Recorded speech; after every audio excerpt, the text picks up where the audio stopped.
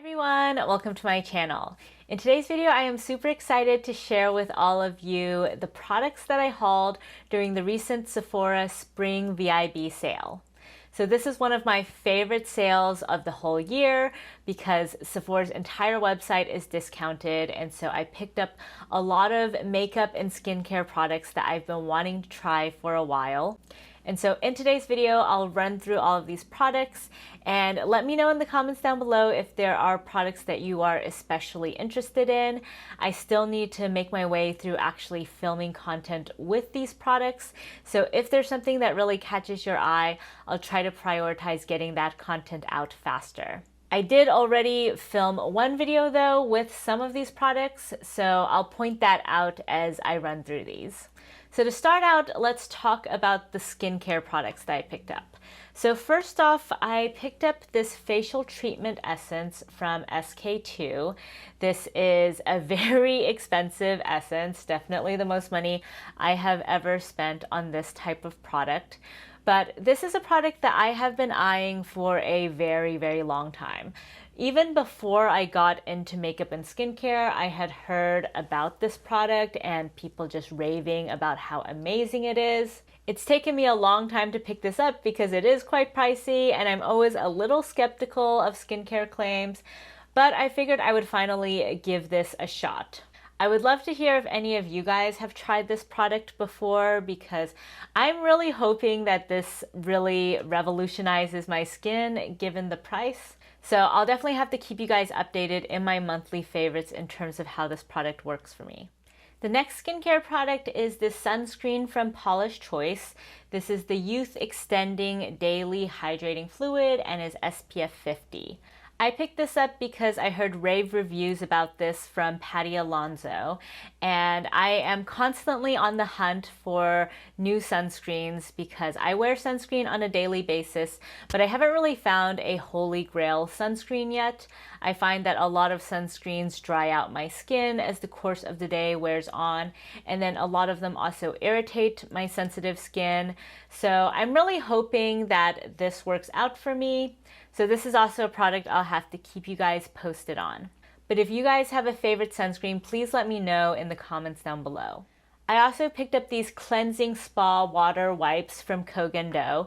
This is by far my favorite way to remove a full face of makeup. This is a pretty pricey product, so I was pretty skeptical when I first tried these. But they're just so gentle, remove the makeup super effectively. You don't have to tug on your skin. You don't have to really hold the wipe over your skin for a long time and wait for the makeup to dissolve. It's just so effective and so quick. So I previously bought a bundle like this and I worked my way through those very quickly. And so I was waiting for the sale to pick up yet another bundle. They also sell the cleansing spa water in a bottle. So if you want to be a little bit more eco-friendly, you can use that instead. I bought the kind in the wipes just because I like having these available for travel as well. And I typically only use these if I have a full face of makeup. But ever since I ran out of these, I've been missing them a lot, so would highly recommend checking these out if you're on the market for a new makeup remover. So I also picked up a couple other skincare items that have yet to arrive in the mail, so I'll just talk about them and put up a picture on the screen. So first off, we have the Olaplex No. 9 Bonding Hair Oil. If you guys have watched some of my recent videos, I've been using the Way hair oil and I basically ran out of that, but I really enjoyed that hair oil, so it got me interested in trying out some other hair oils as well. And across pretty much all of the Sephora VIB Sale recommendation videos I watched, people were really raving about Olaplex, and so I thought it'd be fun to try out Olaplex's hair oil. I've never tried anything from the brand before, so if you guys are familiar with the brand, I would love to hear your thoughts down below. But I figured for me, I would start with the hair oil. The last skincare product I picked up was this Cryo rubber mask from Dr. Jart. I've been enjoying using sheet masks lately on days when my skin is feeling really dry or irritated, And so I wanted to treat myself and pick up a little bit of a fancier sheet mask. And so I searched online for recommendations, and this mask came up in a lot of recommendations. I think this is a little bit different from your typical sheet mask in that there's an ampule involved. So it's a little bit more fancy. It's $14 for one mask. So I really hope that it lives up to the hype. But since I'm getting married later this year, I figured I would try out a fancier face mask to see if this is something I like, and if so, maybe I'll pick up some more before my wedding. So now let's get into the makeup products. So first off, I picked up a couple cream blushes, which is kind of surprising because I'm not really a big liquid or cream product person, but I feel like cream blush has been really having a moment and everyone has been talking about them. And so I thought I would pick up some of the really popular formulas. So first off, I have here the Patrick Ta Double Take Creme and Powder Blush. This is in the shade She's So LA. And this is not by any means a new product. I am extremely late to the game here. But for a long time, I was on the fence about this product because I really love his Velvet Monochrome Moment blushes. I have 3 of the 4 in that line.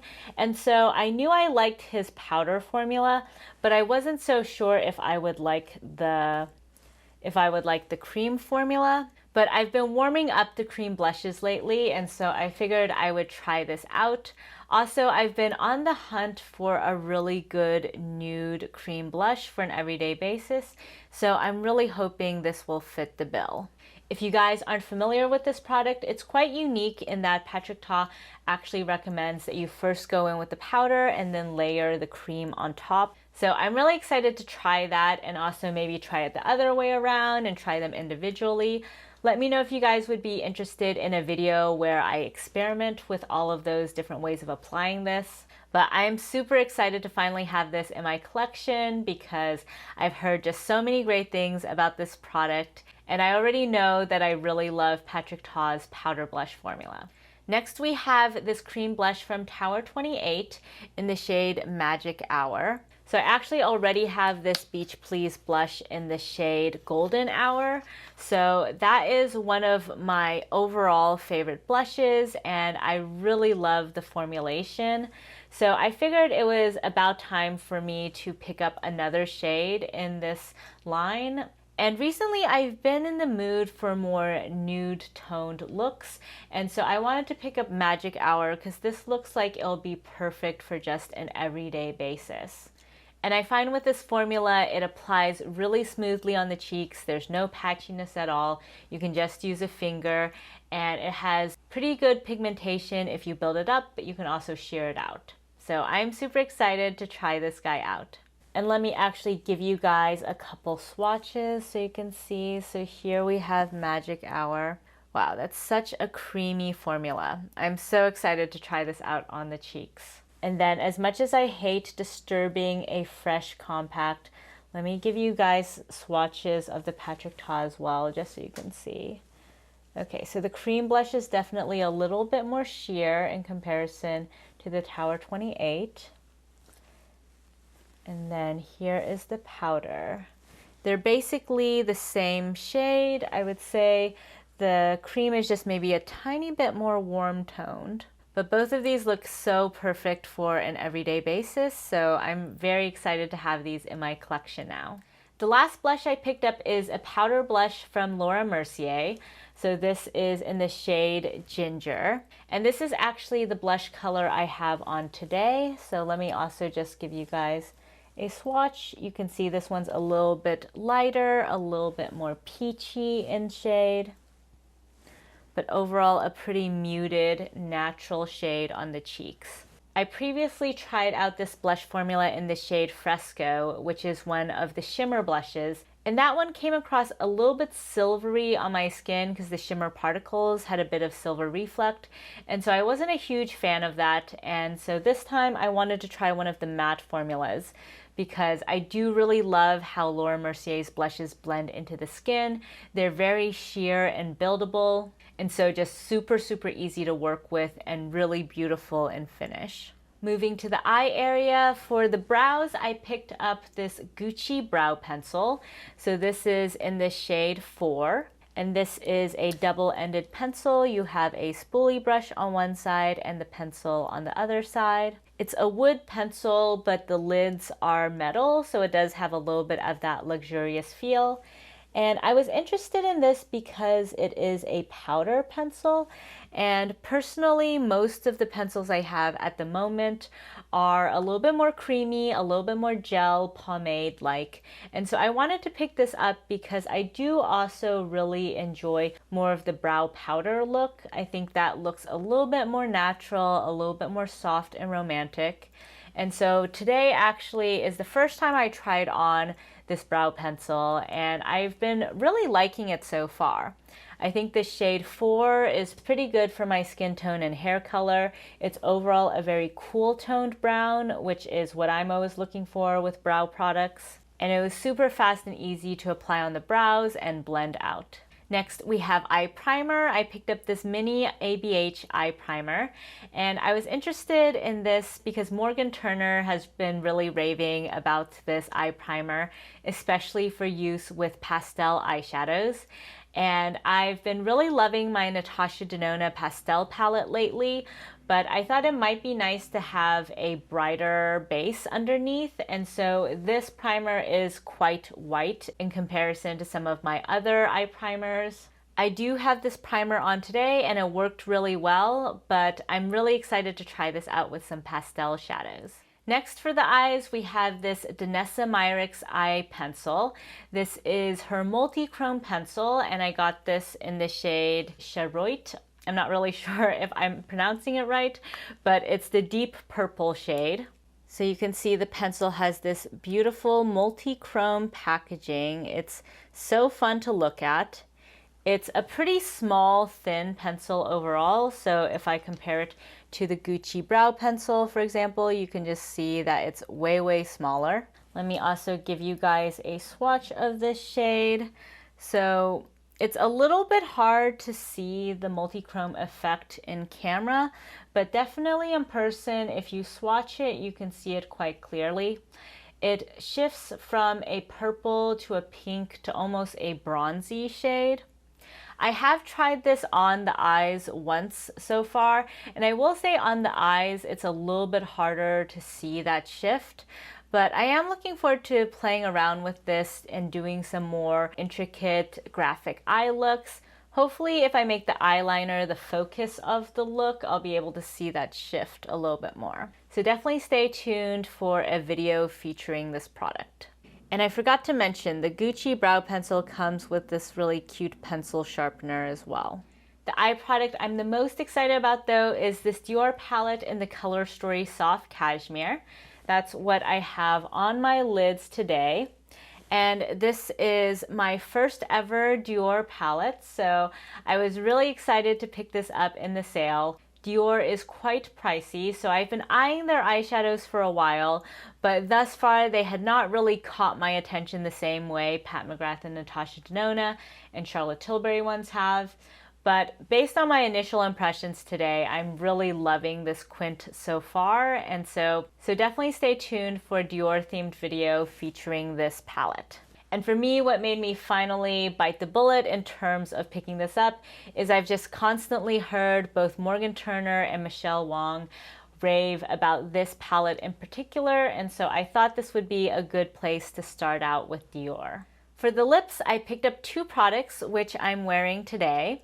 So first off, we have the Natasha Denona I Need a Rose lipstick in the shade Calla. If you guys have been watching my channel recently, you know that I picked up the Calla lipstick, and I've been really enjoying that lipstick on an everyday basis, and so I wanted to pick up the corresponding lip liner.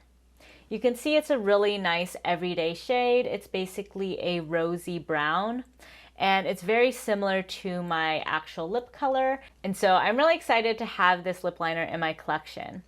As I mentioned, I'm wearing it today, and it's just so creamy, so pigmented, so long lasting. This is my overall favorite lip liner formula, so I'm really excited to now have it in more shades.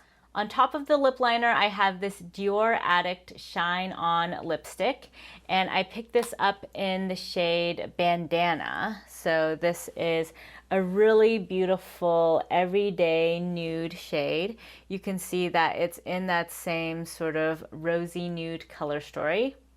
In general, looking at these swatches, I've clearly been in a very specific mood lately for makeup. But I'm really enjoying this lipstick so far. I've had it on for maybe 3 hours at this point. No touch-up, no reapplication. You can see that it's still relatively shiny on the lips. It's still very comfortable, very hydrating. And my favorite thing about this lipstick so far is it just feels so light on the lips. It really doesn't feel like you have much of anything at all, even though it provides pretty good pigmentation. And this packaging is refillable, and so you can basically buy another case. They have really pretty cases on the Dior website. This is just the default case that comes if you order on Sephora, but I still think it's really pretty. I really like the way they have Dior on the bottom like this, and the black packaging is just really chic. The last makeup product I picked up, which still hasn't arrived yet, is the Saie Airset Radiant Loose Setting Powder. And I picked this up in the translucent shade. So a lot of folks have been really raving about Saie recently, and I haven't tried any of their products yet, but I'm always on the hunt for setting powders that will work well on my dry skin. And so I'm really excited about this setting powder. So once that arrives, I'll have to test that out for you guys. So that's it in terms of the items I hauled from the Sephora VIB sale. I would love to hear in the comments down below what you guys picked up during the sale. And also, if any of these products are ones that you're really interested in, please let me know and I'll try to prioritize getting that content up faster. Thank you all so much for joining me today, and if you liked this video, please give it a thumbs up, and if you haven't already, please subscribe to my channel. Thank you all so much for joining me, and I'll catch you next time. Bye!